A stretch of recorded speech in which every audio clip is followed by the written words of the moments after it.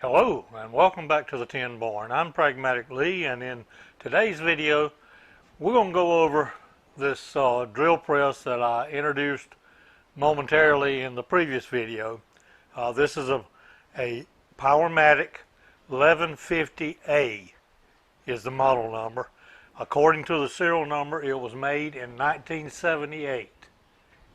First two digits are 78, and according to the documentation I found, that indicates the year that the 1150s and 1150As were made. Before I get into talking about the drill press, two things I want to say. First off, there'll not be any machining in this video. This is simply going to be an introduction to this new tool I have here, in new machine I have here in the Tin Barn, and it's as much for documentation for my own sake, but I think others may enjoy it and benefit a little bit from it too, because didn't find a whole lot of information about these online. I will say that there is a copy of the manual on vintagemachinery.org. Some of the pages are skewed a little bit when it was scanned, but it is a usable manual. The other thing I want to talk about is the table. Let me position the camera downward on the table again, in case you didn't see the previous video. Okay, in that previous video I showed that I had built this table over in the other side of the Tin Barn, and it was up on the welding table. Didn't have any help getting it down, and what I did to get it down, get it moved in place in here, and then get the drill press mounted on it. And in that previous video I asked you guys to guess the weight of this, because I said I was not man enough to pick it up and set it down off the welding table by myself. And I gave you the dimensions of the various pieces, like the 4-inch channel, the 2-inch tubing, square tubing, the 1/4-inch thick plate top. Gave you all those dimensions and told you that I had gone to the online and looked at some weight charts and had come up with a weight for this. And the weight that I came up with versus what it actually weighed, once I got it in place, I weighed it right here with the chain hoist up in the ceiling. The calculated weight was only 4 pounds different from the actual weight. And so, like I say, I asked you viewers to leave me a comment and guess what you thought this weight was. I also pointed out that my scales maxed out at 220 pounds and would not pick up the drill press. But I got a lot of responses, and I appreciate the responses to that. Some of them were quite high, but there were 2 or 3 folks that guessed 130 pounds. And I was kind of amazed at that, because what it actually weighed, the material calculation online said 129 pounds. So I think some of you may have used the calculators too, because several people guessed 130 pounds. But one person, a Charlie Romero, guessed 132.6 pounds. The actual weight was 133 pounds. So he was less than a half a pound off. Congratulations, Charlie, you did a good job on guessing that weight. Another question I had was about shelving on the table. And I didn't point it out in that previous video, but I actually did. These were already mounted on there before I took the table off of this table off the welding table. And these are just adjustable shelving strips like you might have in bookshelves in your home. But I knew there wouldn't be an extremely lot of weight on this. But I put 3 sets of them in and got some 3/4-inch plywood. On the bottom shelf I got this parts bin, which in it has always been, it's been over in a different area, but this was where I kept my surplus drill bits, various sizes, and specialty drill bits. These are sheet metal drill bits, have a tiny point on the end and then cut around the circumference. This top shelf will most likely be the home for the drill index and the drill size gauge. So I did Did put shelves on here. Let me get the camera back up and we'll talk more about the drill press now. In the earlier video, I pointed out that I had one problem that I was aware of with this drill press that was going to require a repair. Before I talk about that, I want to talk about some of the other particulars about this drill press. One, this is the speed control up here. I've got a little short segment of video I'll insert right here that was done before I put the cover back on. Okay, before I put the hood back on this drill press, I want to demonstrate, talk about the way the variable speed works on this. This is a pulley system, but instead of having step pulleys on each end where you would have to manually stop and reposition the belts, this has what's called a Reeves drive, R-E-E-V-E-S. And you'll see what happens as I adjust the speed over here on the front. This pulley, this is a manual adjustment on here that will separate this pulley and allow that belt to go further toward the center. As it goes further toward the center on this end, the spring over here on this one will push it further to the outside. This, I think, is at the slowest speed right now. And I believe that slowest speed is supposed to be about 450. We'll check that later after I get the hood back on it and get the cleanup finished. But watch what happens as I turn the speed.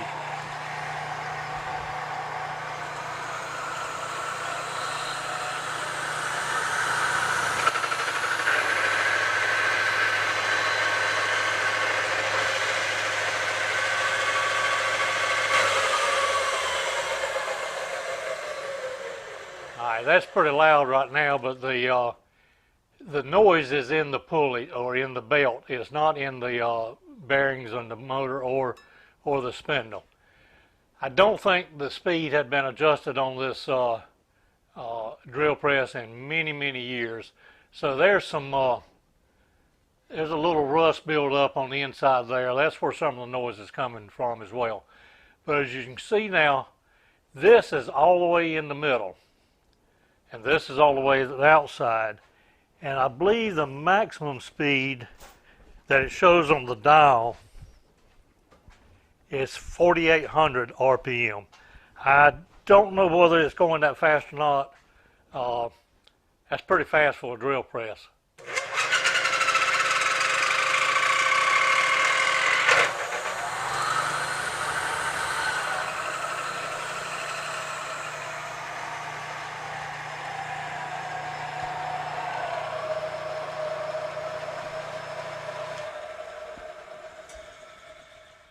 Alright, there's the way a Reeves drive works.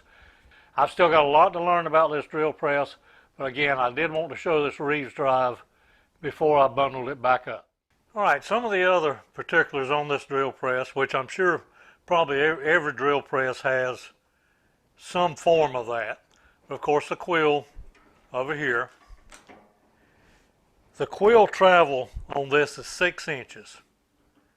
There is a full 6 inches of travel on the quill. This lock right here is the to lock the quill in position if you got it down. And it takes some pretty hefty pressure to lock that down. And what little bit of information I've been able to find on the web, it seems like that is a common complaint, if you will, that people have, that it takes a lot of force to lock down. But look at what you're clamping here. You're clamping this cast iron. Okay, let's see if I can get that. All right. This, of course, is the spring to return the quill. Move over to this side.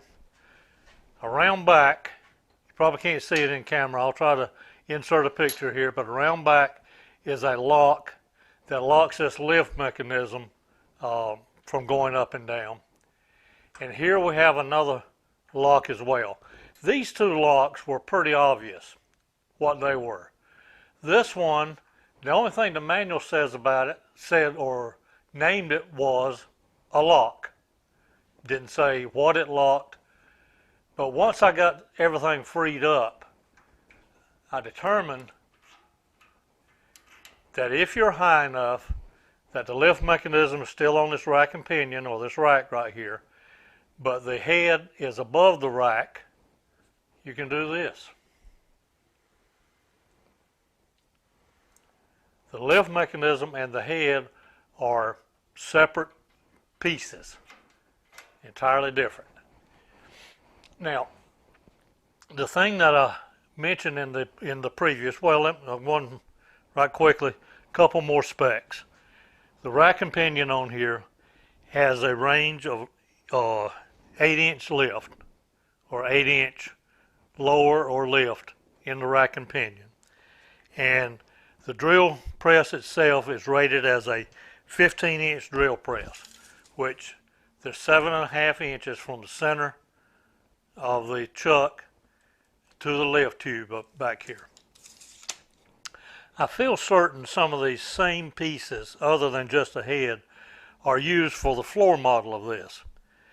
As a matter of fact, there are two lock rings down here that don't really appear to serve any purpose in this benchtop model. This locks on with a couple set screws here, and these two lock rings, or position and lock rings, can be removed as well. I don't know, because I've never seen one of the floor models of these in person, but I suspect that the floor model came up and this same tube, lift mechanism, rack and pinion system, and head was all used. Up here at the top, we've got another, there's 6-8 inches showing, and the lock mechanism is down here. So there's at least another 12 to 18 inches that the head could go up on the lift pipe. If that were the case, then this could set down, and there would only have to be a very short extension between this and the floor. And then the lift mechanism would be probably a little different here, as it would have a table on it. And the table would be on the rack and pinion. I just found a glob of grease back there that I didn't get cleaned up. I stuck my fingernail right in it, but that was one of the other things I found about this drill press, as is the case so much with equipment that's been around for many years. As I said, this was made in 78. The thing that you'll often find is that stuff has been greased where it should have been oiled. And this was caked with grease. This lift mechanism was caked inside with grease. There's no grease fittings on it anywhere, so it's an indication to me that it should be oiled instead of greased. But I've got it all freed up now, and as I said, I think a good deal of this, if I ever wanted to turn this into a floor model, I could use this base, right? I could use this table as the base, and then connect some type of a table to this lift mechanism. Use these two rings that's unused right here, one of them up underneath the head as a safety to keep it in place in addition to the lock, and then maybe another one just below the rack here to keep it in position. One of the other features again is on this side over here is a quill stop, adjustable quill stock.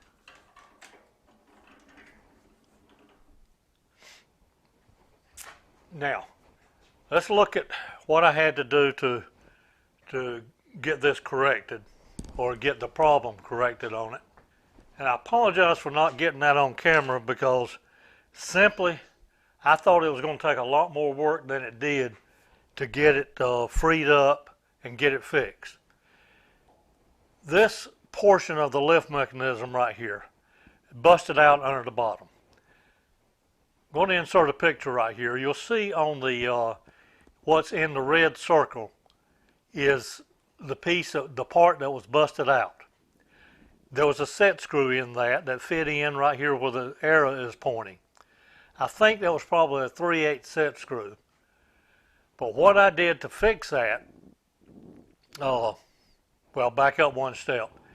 The crank had been turned with that broken out.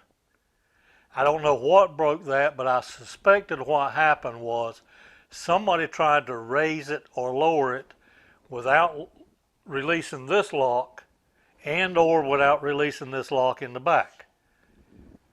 The head was froze on this lift tube right here. It was solid on that. I could not get it to move at all.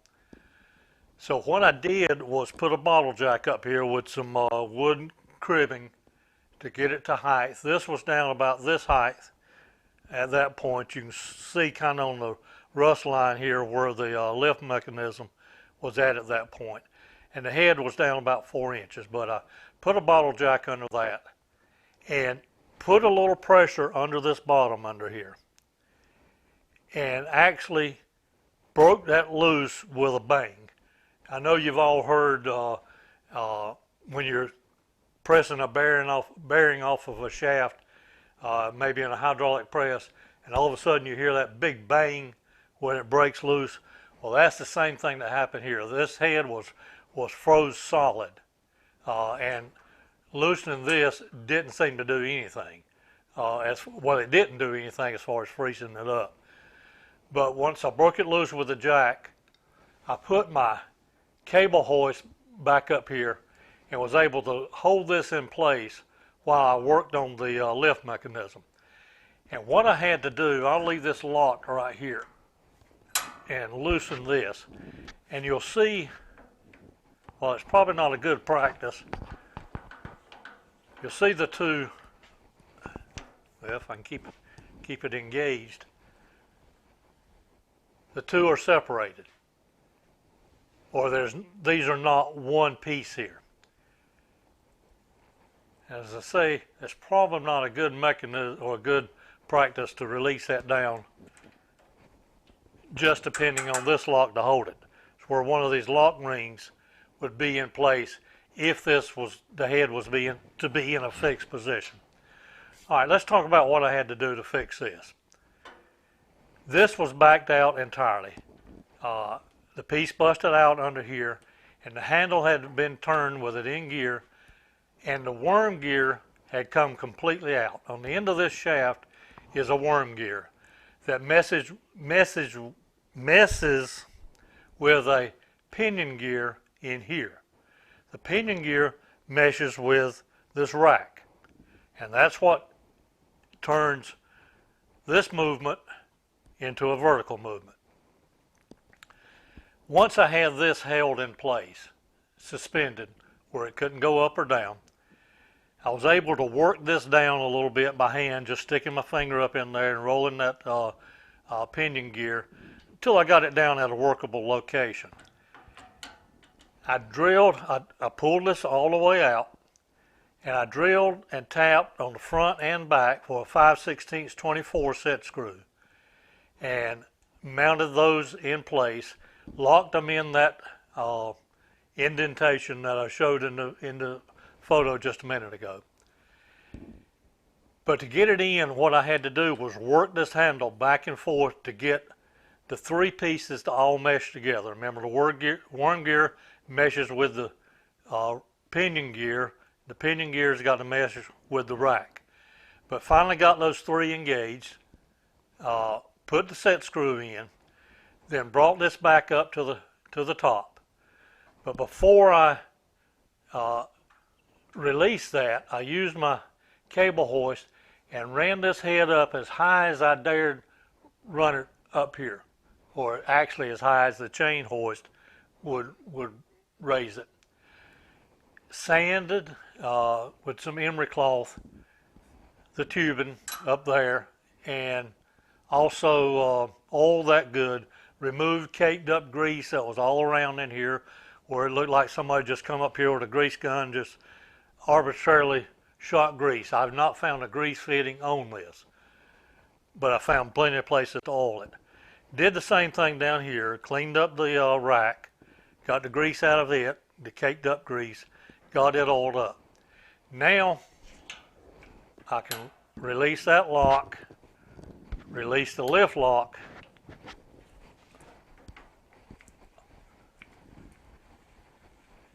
and as I said earlier, I've got 8 inches of lift on the rack and pinion right here. It's a little bit more involved to raise it up, but it's not unbearable, and it's not undoable, and it's not to the point where it's going to bust one of these screws out.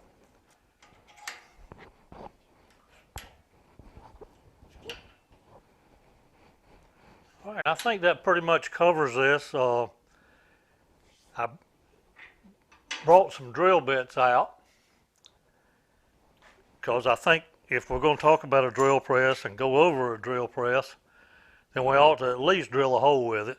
The chuck key was missing when I got it, which is not unusual. As I said, I got this drill press from my brother-in-law.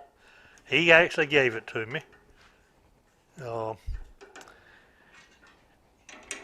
And I'm sure he had a chuck key around somewhere for it, but I didn't see it when I was in his barn picking this up. So let's just, you're watching the first hole being drilled that I've drilled with it since it's been over here. So I got it, let's see, I'm going to increase the speed. It's got a speed chart on here, and this is a 1/4 inch bit, mild steel, and it says 1150. So let's try that.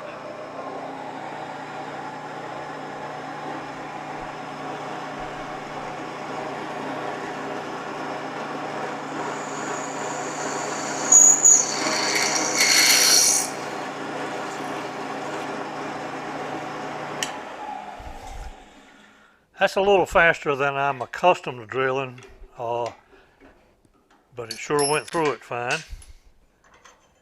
Now I've got a, let's see, that's a 3/4 inch bit. This is a 1/2 inch chuck, by the way.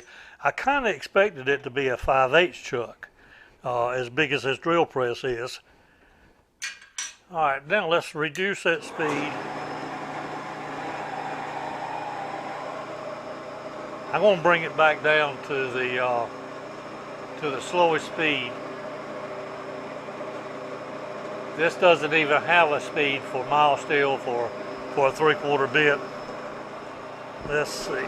I've got a little oil over here.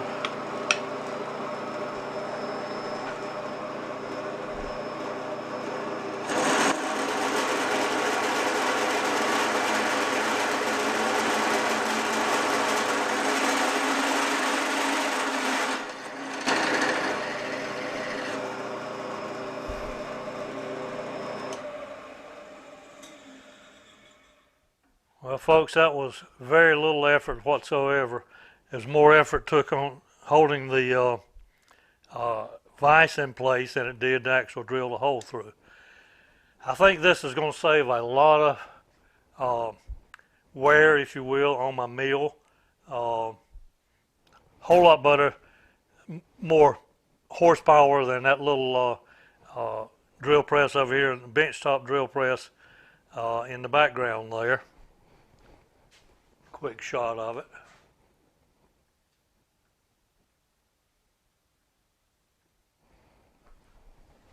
This little fellow.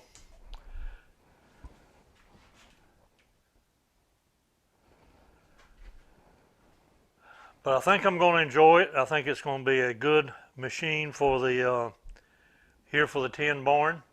As I said earlier, there's no machining in this video. This is as much an introduction to this drill press for documenting some of the features that it's got, and again, what little bit of effort that it took to fix this. This is all one part here. I'm sure it's not even available, but it didn't take very much at all to fix that. I think probably in the next project, if my part comes in or my material comes in, which I have no doubt that it won't, I think what I'm going to do is maybe raise this head back up a little bit. And I've got a 12 inch by 12 inch by ½ inch thick steel plate that I want to use down here.